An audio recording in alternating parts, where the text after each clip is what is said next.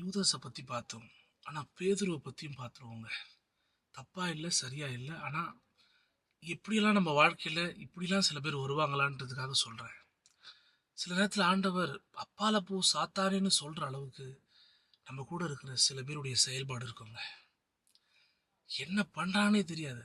நமக்கு நமக்கு சப்போர்ட்டிவாக இருக்கிற மாதிரியே இருக்கும். பார்த்தா நமக்கு பிரச்சனையை கொடுக்குறவங்களே அவங்களா தான் இருப்பாங்க.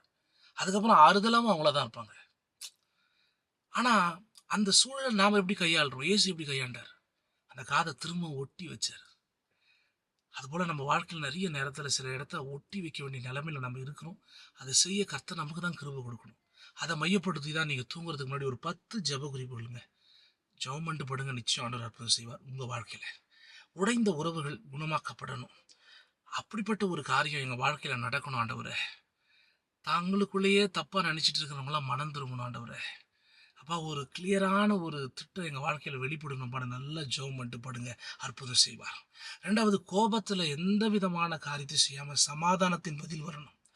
ஆவேசத்தில் எதையும் செயல்படக்கூடாது. நாங்கள் சமாதானத்தோடு எல்லாத்தையும் செய்ய எங்களுக்கு உதவி செய்யுங்கப்பா, இயேசுவை போலன்னு ஜெபம் பண்ணிட்டு படுங்க. மூணாவது, காயம் அடைந்த இருதயங்கள்லாம் ஆறுதலாக்கப்படணும். வார்த்தைகளால், அதாவது செயல்களால் எங்களை காயப்படுத்துகிறவங்களுக்கு முன்னாடி எங்கள் இருதயம் ஆறுதலாக்கப்படணும்னு சொல்லி நல்லா ஜெபம் பண்ணிட்டு படுங்க. ஆண்டவர் அற்புதம் செய்வார். நான்காவது பாருங்க, குடும்ப ஒற்றுமை. பிளவு ஏற்படுகிற இடங்கள்ல இயேசுவின் அன்பை வச்சு காது ஒட்டப்பட்டது போல எல்லாம் ஒட்டப்படணும் ஆண்டவர்னு சொல்லி ஜெபம் பண்ணிட்டு படுங்க. குடும்பத்தில் அற்புதம் செய்வார்.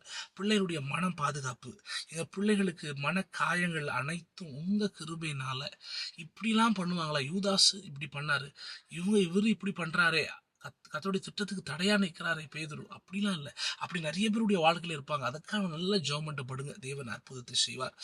ஆறாவது, தவறுகளை சரி செய்கிற குணம் எனக்கும் இருக்கணும், என் எதிரிக்கும் இருக்கணும். சமாதானம் உடன்படணும் ஆண்டவரேன்னு சொல்லி நல்லா ஜெபம் பண்ணிட்டு அப்படிப்பட்ட ஒரு மனசை தாங்கப்பா, திருத்தி கொள்ளும்பான்னு ஜெபம் பண்ணிட்டு படுங்க.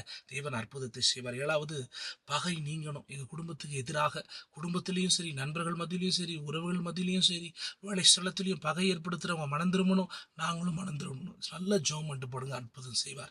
இயேசுவின் குணம் தொடுதல். எப்படின்னா உடல்ல, மனசுல, உறவுல, பொருளாதாரம் எல்லா இடத்துலையுங்க ஒரு பகுதியில் தேவ அற்புதம் நடக்கணுங்க, தேவ அடையாளம் நடக்கணுங்க. அதுக்காக நல்ல ஜெபம் பண்ணிட்டு படுங்க. தேவன் அற்புதத்தை செய்வார். அதாவது ஒன்பதாவது பாருங்க, மன்னிக்கிற ஒரு கிருபை. நமக்கு காயப்பட்டு நம்மளை காயப்படுத்துகிற மனிதர்களுக்கு மத்தியில் சமாதானம் ஏற்படும். நல்லா ஜெபம் பண்ணிட்டு படுங்க. 10வது ரொம்ப முக்கியமான விஷயங்க, இயேசுவினுடைய குணம், இயேசுனுடைய செயல்பாடு நமக்குள்ள வெளிப்படணும். இதற்காக நல்லா ஜெபிச்சுட்டு இயேசு எதெல்லாம் ஒட்ட வச்சாரோ அதுபோல் நாம் ஒட்ட வைக்கிறவங்களா இருக்கணும். நமக்கும் ஒட்ட வைக்கிறவங்க நிறைய பேர் வரணும்னு சொல்லி நல்லா ஜெபிச்சுட்டு படுங்க.